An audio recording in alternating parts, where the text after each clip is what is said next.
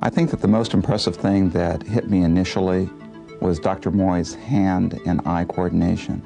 That special talent we can't give to somebody. That has to be innate.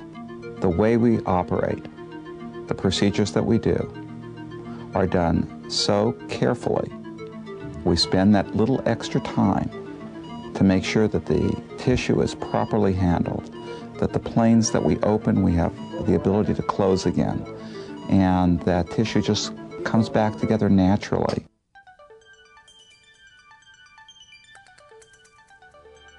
Coming up next, one of the most profound discoveries of the 20th century.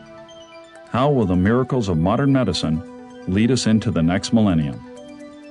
Join us when we go behind the scenes inside the OR.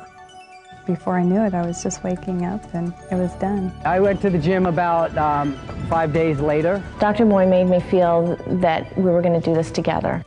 Hi, I'm Dr. Richard Moy. Are you or someone near to you suffering from foot pain caused by bunions? If so, you owe it to them and you owe it to yourself to consider an examination. In the past, bunion surgery was often more painful than the bunions themselves, but not anymore. Using advanced surgical techniques, I've developed a procedure that significantly reduces the pain and recovery time traditionally associated with bunion surgery. In the next 30 minutes, I'll show you how. In my business, we sell tile and stone and granite to contractors, builders, and designers, and my job requires me to be on my feet at least 10 hours a day, walking on hard surfaces, carrying samples, going out to job sites under new construction. And my concerns about having bunion surgery was the downtime that it would take for me to recover from it. It amazes me that I can wear heels now much more comfortably than I ever could before walking on hard surfaces for 10 hours a day. I experience no pain at all like I used to in the past before bunion surgery.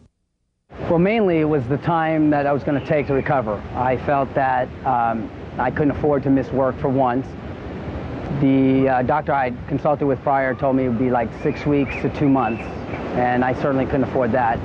I'm also very active, and I spend a lot of time training and running and playing basketball, and I'm just an active guy, and my feet are very important, in that aspect of my life, and I didn't think that I would be able to continue to do that unless I had my feet corrected. As a doctor, Rich Moy has been terrific. His follow-up has been very precise. I recommend Rich and have to other people, and from what I understand, their surgeries have been very successful as well. After years of having a lot of pain in my feet and being very afraid to actually go through with having any kind of surgery, I had always heard a lot of really horrible stories about the pain that you experience, I've had a lot of fear about that, being not able to walk and being out of commission for weeks at a time. And after talking to Dr. Moy, he's assured me that with this type of foot surgery and this type of surgery that he does, you can choose what you want. You can choose between being completely wide awake with just a local or being put to sleep, however you want to do it, what you're comfortable with.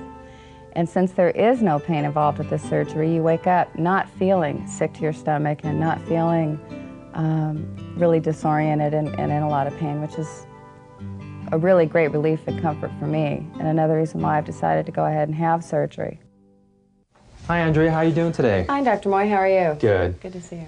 I know you're interested in bunion surgery, so what I'd like to do today is show you your x-rays and show you where your bunion deformity lies. Right here we have the first metatarsal, and what you see here is an enlargement of bone on the side of your foot. And that's where your bunion is actually causing you pain. This view over here of your right foot is on an angled view called the medial oblique, and that shows you the dorsal medial prominence, or the prominence that is above and to the side of your foot. This is a side view of your foot. And right here is where the problem lies.